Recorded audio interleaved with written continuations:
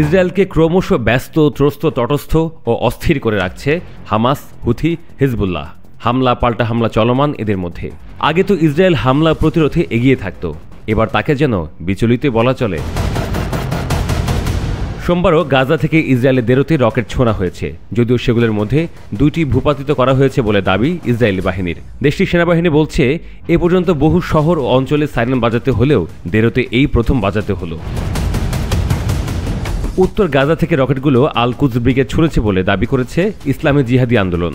আল কুদস brigade হচ্ছে ইসলামী জিহাদি আন্দোলনের সশস্ত্র শাখা। তারা বলছে, শুধু দেরো না, নেটিভ হাসারা, জিকিম ও গাজার কাছে ইহুদি বসতি বরাবরও তারা রকেট ছুঁড়েছে। গত শুক্রবারও আশকেলনে রকেট হামলা চালায় বলে দাবি করে হামাসের সশস্ত্র শাখা আল কাশেম ব্রিগেড, যেগুলো 2টি ভূপাতিত করার দাবি করেছিল ইসরায়েলি বাহিনী।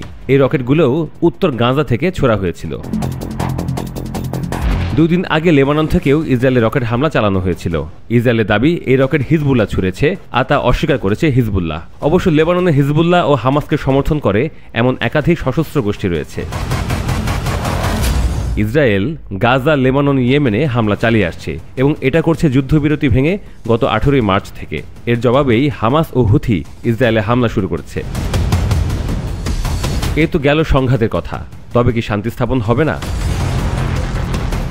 ইসরায়েল ও ফিলিস্তিনের মধ্যে শান্তি স্থাপনে অন্যতম মধ্যস্থতাকারী দেশ মিশর সম্প্রতি একটি নতুন প্রস্তাব দিয়েছে। প্রস্তাবে বলা হয়েছে, হামাস প্রতি সপ্তাহে 5 জন ইসরায়েলি জিম্মিকে মুক্তি দেবে, আর ইসরায়েল প্রথম সপ্তাহ শেষে যুদ্ধবিরতির দ্বিতীয় ধাপ বাস্তবায়ন করবে।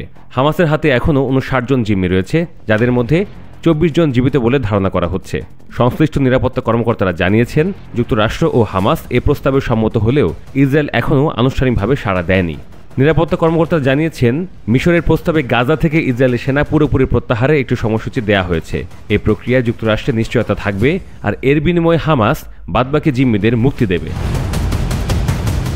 জানুয়ারিতে হওয়া যুদ্ধবিরতির শর্ত ভঙ্গ করেছে ইসরায়েল, তবে হামাস নতুন একটি যুদ্ধবিরতির প্রস্তাব নিয়ে আলোচনার ইচ্ছা প্রকাশ করেছে এবং প্রেসিডেন্ট ডোনাল্ড ট্রাম্পের বিশেষ দূত স্টিভ উইটকফের দেওয়া বিভিন্ন প্রস্তাব খতিয়ে দেখছে।